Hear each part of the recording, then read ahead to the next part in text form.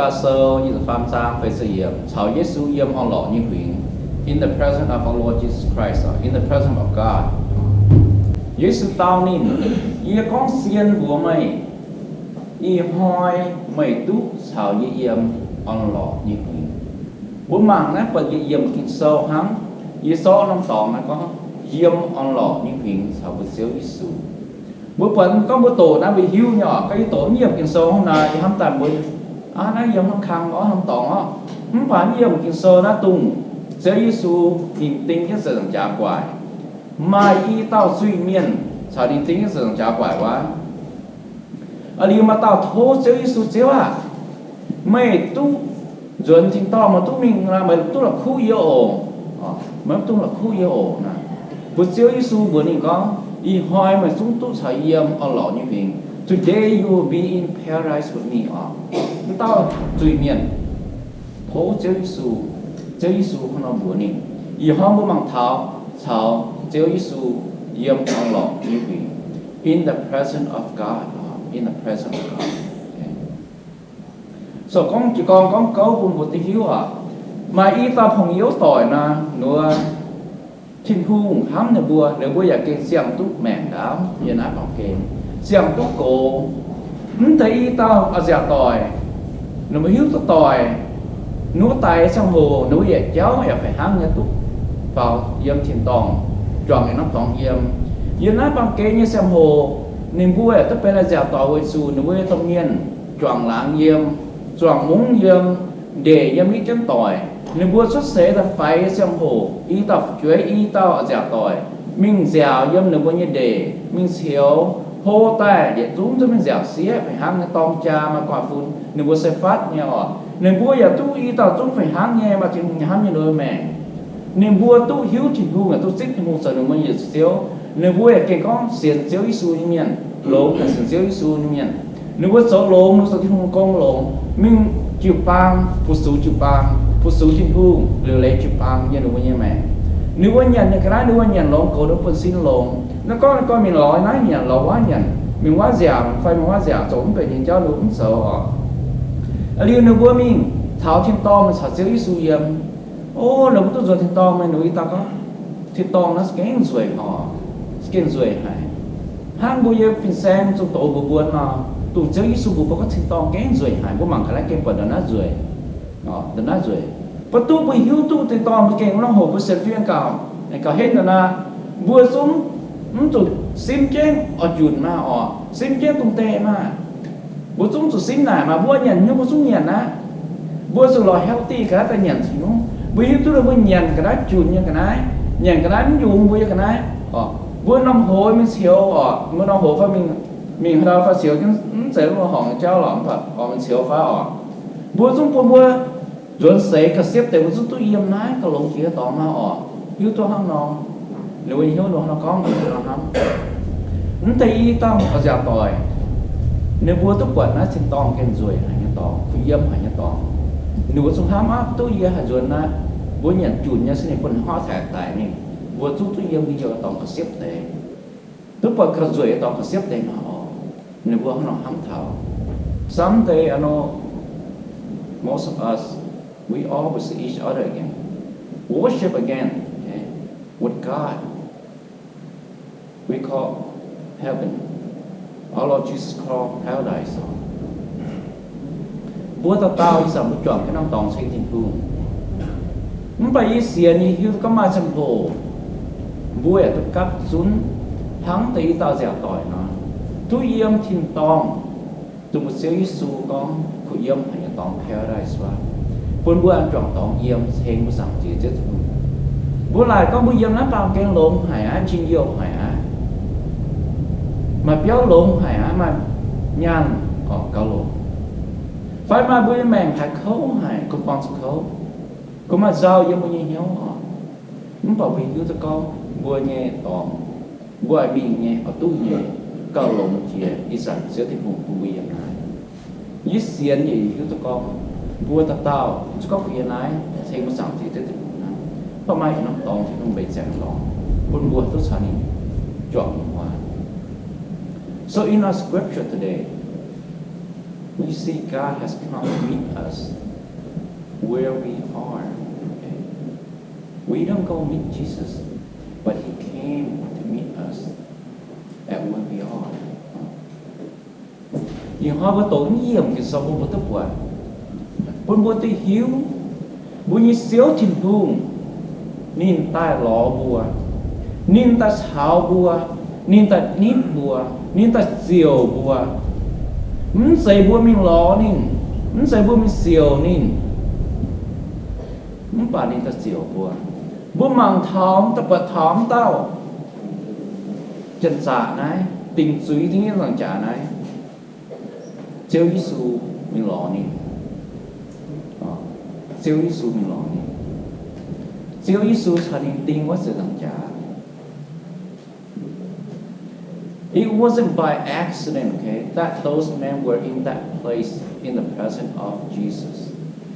It wasn't by accident that Jesus was crucified in the middle of those two men. It was the plan of God. God arranged the meeting of Jesus and those two men. That's a bold fight. Năm hỏi that's a bold fight. Chúa Giêsu có tình suy, miền xót suy ta hỏi nín, xót niềm tin dầm giá tài nín. That's a bold fight. Fight là xíu chỉnh hung, níสั่งtía tao, ní tía tao trên tông tía tao. Phái nín năm hỏi năm sang hồ. Bữa nay rồi tinh sáu tại tao tình suy miền, yên lại cùng họ. Bữa quạt thảo bị hiếu thảo, ngay xíu chỉnh hung nhé phản can, xíu chỉnh hung nhé sợ xíu chỉnh hung về tai.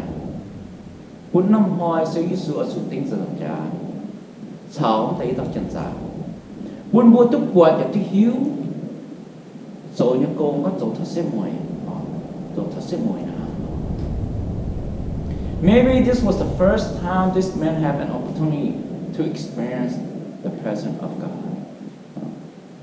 Để ba chúng xiên nó chúng sấy, chúng tay ta chân giả, ở chủ tin tài, yên rồi rằng trả này. Nếu bữa chúng tôi bật chỉ chơi Giêsu, chúng tôi hãy chỉ chơi Giêsu này năm bùa phải hát tao. Nếu chúng như thế này hát tao, và chúng năm hoài nếu tính rằng trả nó tài á năm hoài.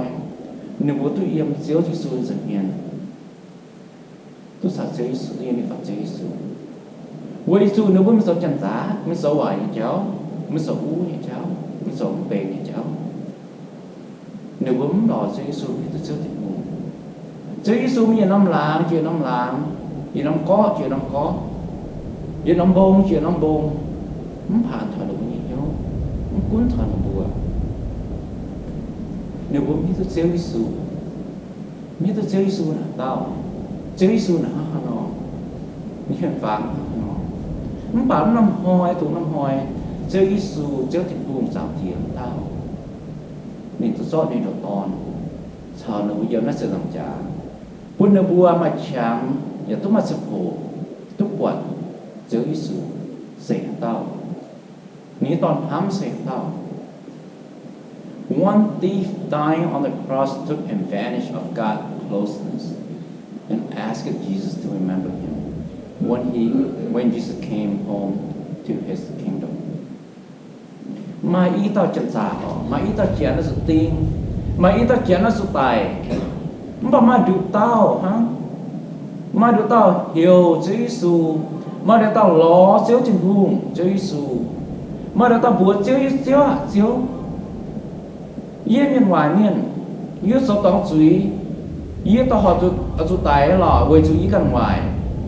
Bà mày cũng số tông nhưng mà chỉ không nhiều con, y hỏi mày mình chuẩn thật chính tông, mày cháo mày chia yên mất chuối trên bề mẹ của bố, mày mất tung là khu yêu, thố mày mất tung là khu yêu, thố mày khu liền yêu, không có như là hai như vậy, thố mày khu liền yêu, tao tông chuối miền thố chữ Giêsu của thì con. God will melt away all the loss of hope in your life. All the helplessness in your life, God will melt it away if you stay in the presence of God. The problem that you confront in your life will melt away in the presence of God. So it's really, really important to remind yourself always to be in the presence of God. Chính hãy buông bùa, hết ra buông bùa chạm chén, buông bùa tung lọc khu, buông cốt buông nhữngปัญหาđãหายยังโหđãหายยังช้ำแมงđãหายยังเป็นđãหายยังเจ้าบอกสักก้อนบุญเยี่ยมยิ่งเสียวจินหูจะเนียนจินหูแทงบัวเมียดเสงซอกกวางเสงบุญเยี่ยมปัญหาดูแกปอดทำบุญเยี่ยมแม่ all the problem แกปอดทำบุญแม่ไหมเจ้าจินหูแทงบัวเบรซูงซอกไว้เสง so the fear that have gripped us melt into spring in the presence of God. The filthy of our sin is washed away in the presence of God, our Lord Jesus Christ. Tôi muốn cầm dìa nhé, muốn số tòng nhé, muốn cầm dìa nhé, lõm tôi nhẹ lõm tôi hốt nhé, tôi muốn cầm dìa nhé, muốn mất lắm khảo nhé, nhưng bây giờ mẹ, chiếu thì buông, nhưng búa dù miệt dình, thiếu ta bền búa như chá, búa mà chá tại. Tôi muốn tay cầm dìa nhưng bây giờ mẹ có cầm dìa hay cầm dìa hả? Chiếu thì hùng bong xuống nó cầm dìa to lên sau tại, búa như búa tôi giang làng nó sẽ khổ. Búa như suy, búa sống tỏng như suy, búa hát ta suy này, hát ta búa không tỏng suy này, hát ta búa mai, hát ta tỏng chia suy, bám suy trên hùng, nằm hồ bên trên hùng hồ búa dấu như búa dấu bên nằm hồ, búa hát ta mai nằm hồ nhé, quang nằm hồ nhé, không bảo tụ không tệ chung này, búa tôi xấu thì nhân giải hiền, chiếu thùng giải hiền, chiếu thịt hùng thành búa giáo rồi, gió quang rồi, nhiên giám. Sao dạy của giám về như giám, giáo dạy túng về như là hốt như yếm bùi mẹ, buôn bút xin dạy lại về như nhé, xin dạy về như kia, về như nhé. Yếm thứ nhất khởi lên sâu sâu, Chúa sang thì sẽ điểm được buộc con. Mày bùa máy hữu phải, số hoài xỉ như miền, máy tu yếm thịt hùng như cua, máy tung đúa can ổ. Ta phan dấu mái đuôn hỏng như xì họ. Mày một anh có rồi mày bùa mái hữu phái dấu hoài xì như miền mái tu yếm thì cùng như của mái tung đúa can. Don't lie to yourself, okay? Ta phan dấu mái đuôn hỏng như xì bái miêu phán hiến áo hiến gỗ chẳng con mài xin chẳng ton hiến chẳng ton xía ton hiến xía ton nó sẽ bút bài miêu phàm nó sẽ bút worship ở nhiều mi hiến áo adultery mài xin prostitution chẳng thấm chẳng gay xía thấm xía ton lesbian, okay?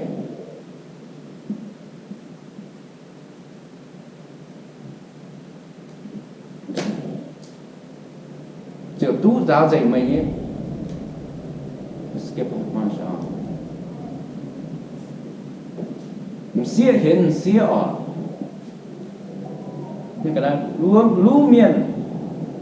Cái lú miền. Máu cả ai hốc tiếu vì con tổ miền phái số xà nãy nhiều miền mái túc yếm thịt hùng như phúa. Lú miền thief, robbery, máu cả nái,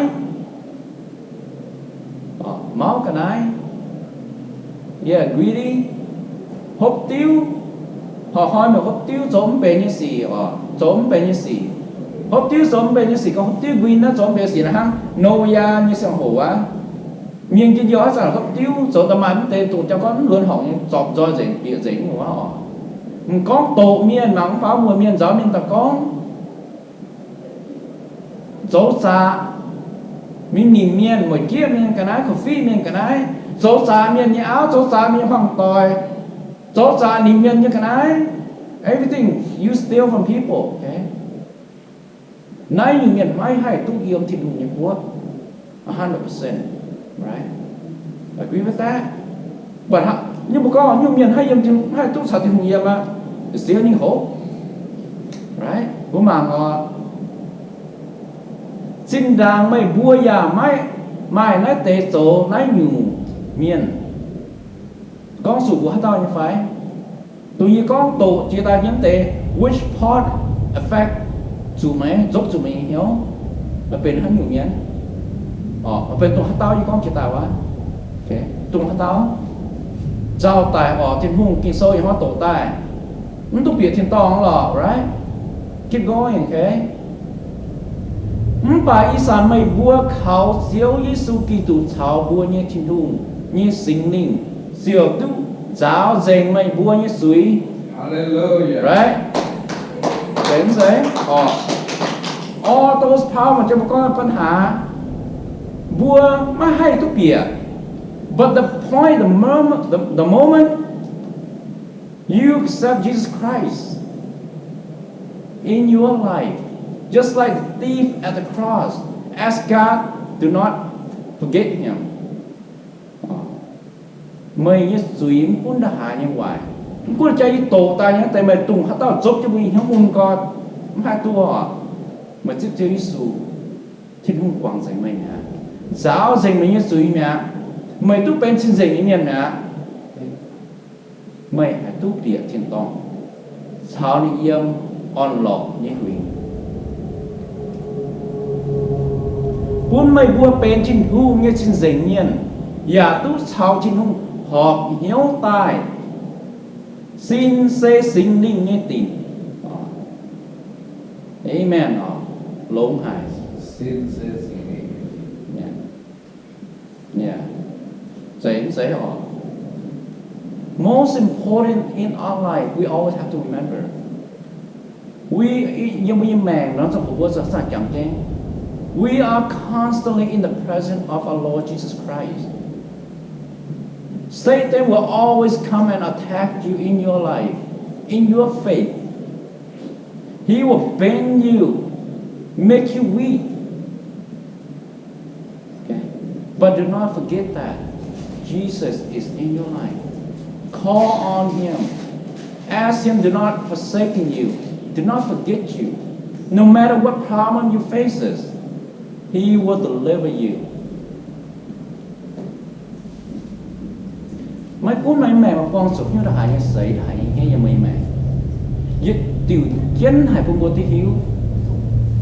Mấy tung là khu xíu thiên hùng, mấy tung là khu ở dụ lò xíu thiên hùng, ở dụ hiếu xíu thiên hùng. Quảng suy vun bùa, mấy tung là khu bùa, mấy tung quảng bùa. Mà cũng mấyปัญหาlàm hại nhé, mình hiếu là hại như giàu, xíu thiên hùng, thầy mới bền xuống dậy. Yếm ta nhẹ con nên thâu sơ tầm hình giang sẽ yếm con. Hãy tao chào ký từ tròn màng xiang, quá tao bền xiang dây ta như miên, lô nhé như nhù chía dậy. Yết chúng bền xiang nhé ta á. Mía tòng như là mía suy là hốt như là mía rồi chống họp dậy như là mà mày tu tiếp chế số mày chiếu nhà mày thố đi quăng đi mày suy nhà mày bây giờ tao chân dậy đi miền bây sang miền brand new man new nothing chân dậy God's ear are turned toward those in distress, calling for His help. Okay. Chúa Giêsu, nín nom lại như nín sẽ bên nom đu miền. Nín nom để sát bèn chân đá nhập khuyên cho mày buồn, ngoan mày tu khấu nhớ tèo á, mới làm thắm nhớ tèo á, tu sa tá cho kim bò cho tèo á, mày bèn sắm cuốn chứ buồn xin khấu hại.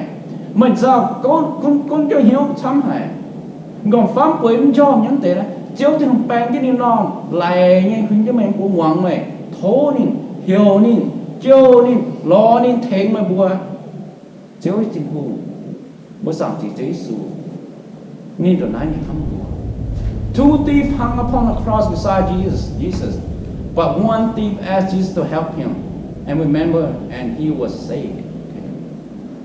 Ý tao suy miền ý tao miền hòa miền mà được tao lo chế Giêsu thố chế Giêsu thố chế Giêsu cũng là khu nín tu mai tao tu diệu tu yếm on lọ như huyễn sa chiếu thiên hùng u ta con chủ ở lọ mày là cái nào hùng ni mà chân cha lại nhiễm là chỗ mà những người là mà vẫn xây nên sự miền tinh niệm tu diệu như liu khẩu. The other thief, although he knew who Jesus was, never asked him for salvation because of his decision. He is right. He is right. Now crying out for mercy in hell. Tự nhiên tao duy miền tin rằng cha ni phải hang tự yếm chiếu thì không giận hiền bao quê ni tô ni cái sông men tô ni cái phân sầy ni cần tác sinh trai ý sản nó trong hồ ni tự yếm chết tự nhua ở chỗ yếm chứ bắt tu ý nó trong hồ ý thố ni mình tu mình đi vô mèo họ bùa chỗ thố chiếu trên hồ mất tụi có bắt tuยังไม่แม่ทุเรศต้องพูดห้องนอน How many of us live in daily torment, living as though we have no hope, when all we have to do is to call Jesus, and we will be delivered. Bùa tao, ma tao, yếm chẳng bùi như xảy ra, chẳng bùi như mẹ, bùa mà khâu yếm bùi như mẹ tao.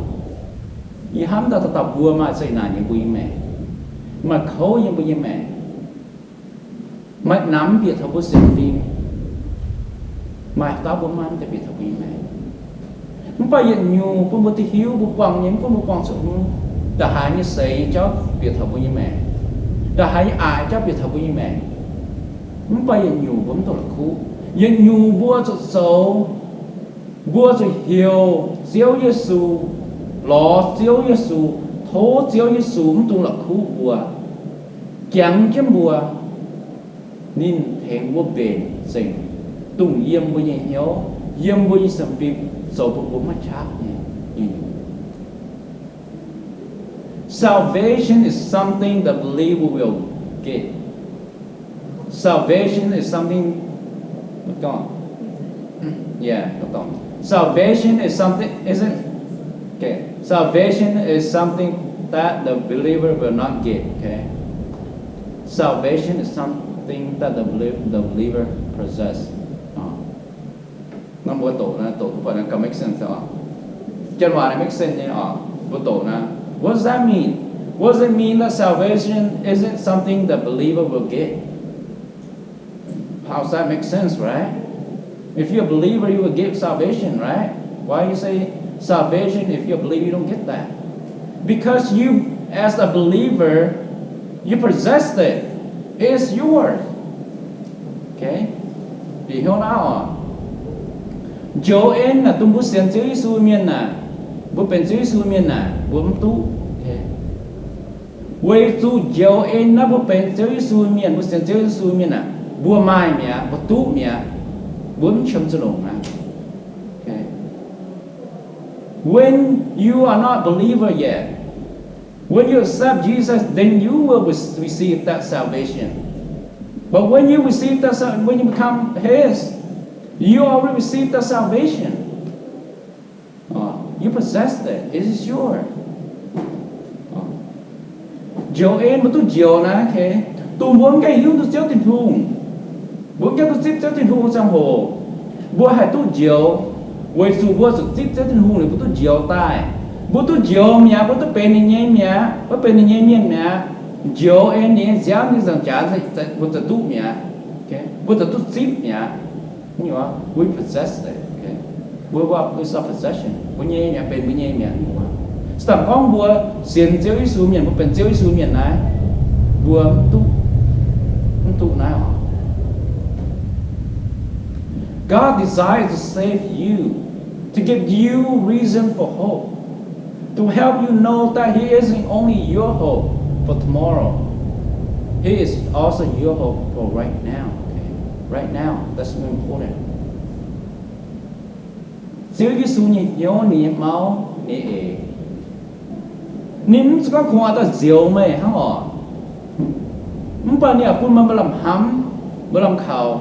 chứ con không phải làm ham làm khảo ô bố mà chỉ tòng yếm như là nên bây giờ tỏ nên số bút xíu là bút tài của liên quan chủ giàu là mình bảo tôi nói nó xem hồ mình xem cái mà mẹ xem nhớ bằng kênh mà sa tán cái bò yang cái nó cầm pe bằng kênh chào ní xiên quăng ra bằng kênh kim bò thà mi mẹ nó tu nó trong hồ bút xíu số bò bút mà làm khảo nó trong hồ nó bằng kênh tu mà quăng sự khấu như này xíu số bút mà làm hám xíu số có tu nó trong hồ như sao mà nhé nó sụt chúa mà sụt tài mà sụt kinh nhiều không là nó bao tu nó trong hồ mình dám cho nó bằng kênh mà sụt quăng khấu như này mày mà làm hám mà làm khảo vậy số mà như sao mày nó non trong hồ mày cũng hiểu gì mày cũng lo gì có nhiều thấy mày về mấy gì về mấy vấn hạ Chúa Giêsu có nó trong hồ right now He is with you His hope is with you His comfort is with you His compassion is with you right now you don't have to wait till you die and go to heaven to receive those you can receive all those right now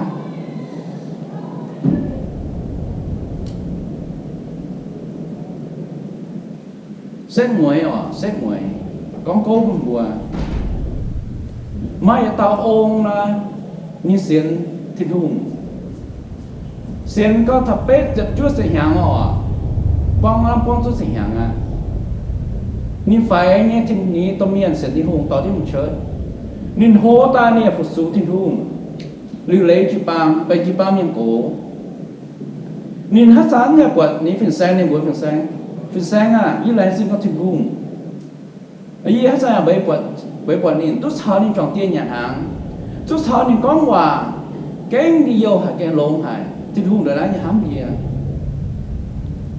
những ta phiền sang hát sáng có nên sẽ có ô như tiền dùn ta hoi mới quật Chúa Giêsu na mới này cái ní ô này cái ní nhớ số tòng nhớ suy nhớ số tòng nhớ tung hết nhu nhớ chia như mẹ quá mới này nín thố nín bùa mày liền mới tập bùa yêu ổ lao tê chỉ ta lao tê ý chỉ há nhỉ ở đây này quăng tao mình cổ miền như xuân này mày không nó mày tê hoi mày tôi thầu Chúa Giêsu chọn tiền nhà hàng phải mình tê hoi mà nó mà tôi bật Chúa Giêsu như phải nên việc mới bậy phải nên yêu mày hiếu phải nhưng mà mẹ phải bật như phải niềm bùa như mấy như tụi bùa này có mày tụi như tụi tòng tụi hô chia như quá mà thố niềm bùa màyแต่có bùa gì ở đi hiếu tụi mà có là xiên mày làm có miếng cổ có một cổ có hiếu như miếng lắm gì mà có bùa gì cái sĩ này máu như nó tao miếng cổ miếng tao bùa có Chúa Giêsu có niềm hiếu. What's that mean? Does that make sense? Nó không Paul phải, thì hiểu phải. Chúa Giêsu này có niềm hiếu. Why did Jesus say he did not know? He did not remember. Okay. Vì sự nín chẳng sự okay. Mà cuốn mà tỏ mấy suy là hại nhau hồ, được hại nhau hoài. It does not exist in Jesus' head. In his heart, in his life, in his presence. The moment you ask for his forgiveness, he forgives you. That means he throw into the burn in the fire, okay? Burn it all away. He does not remember it. He don't know it. Okay? Này có niềm hiếu gì nó có gì? Vì xuống có mấy suy là hai nhau hô mà trong toàn là hai nhau hoài. Okay? Mình bảo sẽ có mà thố chiếu thịnh hùng quảng suy của mày thố chiếu thịnh hùng khâu điên mày chiếu thịnh hùng thì gió mà nhiều hoài cũng mà thôi này thì gió ai gì nó tộc khuất mình búa quảng dày mình này có yếm thà này hiểu yếm thà này còn phám phải để mà năm ta là phía chứ ngô mà tổng những xì mai này mai chẳng có niềm hiếu tu mà con hiếu tu mà con như này mùi men mờ như quay sự chiếu thịnh hùng có niềm quảng của mày những quảng của mình hả mình cũng sự tốt à ăn mà nhìn hiếu khuẩn mày nắm cần đúa cái cần dầu cũng cần khuẩn hiếu dầu cũng cần giàu dầu cũng cần mắt làm khảo hả dầu cần xem phim đó hả Chúa Giêsu tôi hiếu tôi mà con hiếu mày nó chủ giàu thảo này buổi chúng ta cầu lành sự thích hùng hả today you will be in paradise with me Chúa Giêsu Chúa Giêsu tao này mày có sự cầm gì mày có sự giàu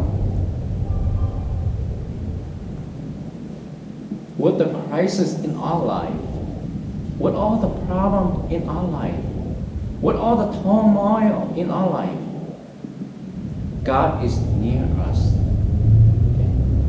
Just like those two thieves, which one are you?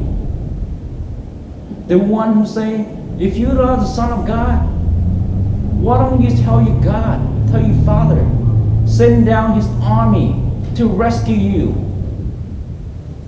Or are you that thief asking God for His forgiveness? That what sin you have committed. Admit your sin. Ask God for forgiveness. Ask God not to forsake you.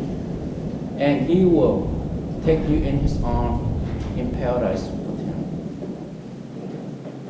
เมื่อตาบุกว้างยี่แมงบุยแมงบุกว้างสุดปัญหามาไหวเจ้าซาตานมวยเจี๊ยอินปอบัวมวยเจี๊ยบุญเยลิงวนหนองตู้ในซอกลิงโตจะบุจางต่อบุมันโซนิโนโซนิโปตุงเซียวยิสูเนี่ยเอาเจียนะที่เนี่ยจนชาวจีสุบอจาโซบุบุเมาโซบุบุเป็นอินโนเป็นอิสเลย์ซอกลิงเขาจะบุจางเดียบุยแมงบุกว้างสุดช้ำหาวายหายเจ้าจะปอดทับบุยแมงโซบุบุยแมงเขาสมบูรณ์เปล่งจ้องยันหางคูเยี่ยมเนี่ยสเสยเหมือนก็มังลุงลุงอย่าเฮาหังเดาอย่าไอปิวดอดกี่ปิวดอดกี่อย่างให้ตายกันลุงอย่าหังน้องฝามิงโดจางบุยแมงความสุดนั้นเนี่ยเขามันป่าเมย์เซฮะเต้าตุ้งตีต่อสุยเมียนี้จะสั่งจ่าสักเจ้าที่หงนะเมย์น่ะฮะเต้าเมย์น่ะใส่ตุ้งต่อเจนจากเมย์ก็ไม่เก่งเป็นเจ้าที่หงเนี่ยตอนนี่ไปไม่เสียวนี่ไปไม่ชินหุ่งไม่โยนนี่พายนี่ชินใช้เหยียดตามาจ้อมาเหยียดนั่นจะสั่งจ่าตามาเมียเจ๋งได้เมียหวานเมียมาไม่ตุ้งต่อไฟมาตุ้งก็เจนจากเขาเจียวอ่ะเจียวยืดสองตองสุยเมียยืดโถมกว่างคนเดียวยืดหายเมียนไม่เขียนได้เถงเมียนอย่าน้ำล้างเถงเมียนต่อไม่ห้ามคนหนึ่งบัวผ่านทางยังเหี้ยวยูคงจิ้มหวานยี่เจ้าโสพอโถเจียวมาคุเรียนโยโถมากวางจุยเปียวโถมันตู้หลักคู่โยไม่ตุ้งต้องจันจ่าไปสิก็มาตุ้งต้องจันจ่านะไม่ตุ้งเจียวจิ้มหุ่งเข็นมาตายห่อมาตายยับยี่ในสเกียนยับยี่ในหลักคดกันอยู่อ่ะปุ่นมาเย่แมงตุ้งมาจินโยมาเป็นออนมาช้าหิ้งเจียซาตานน้อมหลิงโจมาจังเทียนน้อมหลิงไงหิ้งเจียเจไม่ห้ามกาไม่เสด็จเต้าไม่เอาเป็นเต้า so Jesus is my hope and I know Jesus is your hope also Jesus is our hope all of our hope Chúa Giêsu sẽ vui như mà làm hám vui như mà làm khảo Chúa Giêsu bệnh như mà làm khảo anh tọn như mà làm hám như tọn như hiếu chừng nhiều như tọn như còn pháp mà bệnh ngon như tọn như quế tung tròn như tọn như ấm rụt rào như tọn giờ phải hám như hám tài Chúa trình hôn phải hám như bệnh bốc khử yếm như mà làm hám như tọn mà làm khảo như tọn nhận tốt hàng ca mà giáo mà đuổi như tọn dồn trong tay mau thôi nhà mau xoắn nhà xíu với tung do nhà tòng Chúa Giêsu niเป็นผู้บำเขาเป็นผู้บำหามnhà tòng In the midst of all that is happening in our life God has placed Himself there so that we may experience His salvation His comfort His love and His passion for us เมื่อคุณมาปองสู่นู่ปัญหาจะหาอยู่วายหมังทงเบนให้ซุงให้หล่อมันป่าจีสูนินตายหล่อบัวเยี่ยมบัวยังบดโดงกันอยู่เยี่ยมบัวยังแมงกันอยู่หางนินตายเยี่ยมจะสั่งจ่าโดงนายบุญตายเต้าจุยเมียนนายเยี่ยมชื่อว่าแมงอยู่Nên ta chiếu với như mẹ Nên ta chiếu với như linh quân Nên ta chiếu với như xem phim nín ta chiều bữa nhâm làm hắm buôn bữa nhóm tung nằm buôn bữa xem phim tung đó buôn bữa linh quân chủ chân chủ tao miễn niệm nín tai on bữa hiếu nín tai hắm bùa nín tai liền bùa nín tai chiều mày nín tai chèn mày nín taiเป็นtíสีเนี่ยไม่เหี่ยวนิ่งไม่ล้อนิ่งมันตรงหลักคู่เยี่ยมมาเยี่ยมแม่ God accepts us just as we are. Okay? Jesus says, "Come, just as you are, and I will love you, just as you are." You don't have to be rich. You don't have to dress up. You don't have to be blameless, sinless. You don't have to be perfect. You don't have to be anything. Just be who you are, which He has created you, just as you are, because you are His masterpiece. Chúa Giêsu, Chúa Thiên父, nè hăm bùa sẵn nói nè hăm bùa bẹ nè hăm. Bùa yếm chui mà trong chú mà trong chú bùa rưỡi, cho bùa rưỡi. Bùa chúng mình khao họ to bùa mà cho mình. Bùa chúng mà sinh nhàn. Bùa chúng có bên trên giấy nắm tổng chữ dưới miền. Để xéo trên vùng sang hăm bùa, sang lò bùa, sang nồng bùa, sang chích bùa. Chúa Giêsu bùa mà nhận chúa à. Tai đi nói mà. Ta lò ý mà. Mà cuốn mà tổng như dưới đồng hải. Mà cuốn mà xin là hải mà dám hải như là hốt. Mà cuốn mà hải mà đã hải nhắm bề mình nòm là hải như hô. Cầu hô chỉ sáng mình nòm. Cầu hô chỉ đó rhino nhé đó. Mày cũng lọ xíu thì cũng mà. Nhìn hăm mày. Bà bẹ hăm, xin dành hăm mày. Just as you are, He will love you. Okay. Nhìn hăm mày. Nó dùng nghe em tôi cầm gì à? Nó không phải hiểu. Nó tôi chắc cần gì à? Phuyến tú. Just come as you are to your Lord Jesus Christ. Ask Him do not forsake you. Mà tôi là khu mày. Thố chơi xuống tôi là khu mày. Nhìn thèm mày. Nhìn tôi giải nhận cho mày giật nhận. The thief that hanging on the cross was still a thief. When he said to Jesus, Lord, remember me when you come into your kingdom. But he was no longer a thief when Jesus says to him, today you will be in paradise with me.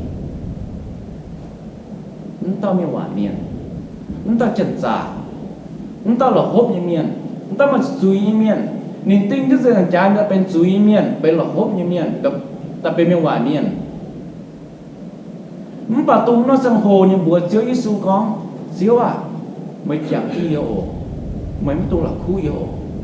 Mày túc bịa mà nghe chân to. Mà rút trên to sang hồ. Rồi chứ mày tia bịa mày bùa sang hồ. Mày mới tung là khu yêu ổ. Tung nó nằm sang hồ ni hiểu Chúa Giêsu. Ni lo Chúa Giêsu. Nhưng thố Chúa Giêsu như hám như ní mẹ. Tung nó nằm sang hồ. Ni cũng bị chui miền à. Ni cũng bị chui miền nó sang hồ. Ngũ ni bận xin ni suy ni dám đã như là hố, ni non đã hai như hồ, ni tao mày tao đã hai như hoài miền, ngũ bắt tung nó trong hồ, ni bây tao lồng xin dành như miền, thuế túc bịa thiên tòng xin dành như tòng, sẽ có mấy là hố mấy xin dành, mấy năm hồ mấy hoài mấy suối, mấy hai túc bịa thiên tòng, với chúa mà quý cho mình mày. But Chúa Giêsu nên quảng của mày, mày thố nên quảng của mày, nên miệt dành, rõ dành, nên giáo dành mà nhé, mày phải xin dành tài, quỳ tức biệt thì to, cho như hiểu. Loss of hope and helplessness melt away in the presence of God. The problem that confront our life melt away in the presence of God. Vừa mới làm hắm, mới làm khảo giao hải nhé, yếm tu yếm chiến nhé, họ nó yếm nó, họ nó nhẹ nó, mẹ đã nắm về nó, số như nó, tung tề nó yếm chiến chiếu dạy hiền, Chúa Giêsu miết sẽ bướm mai con bướm mà hộp bướm con bướm mai mà làm khảo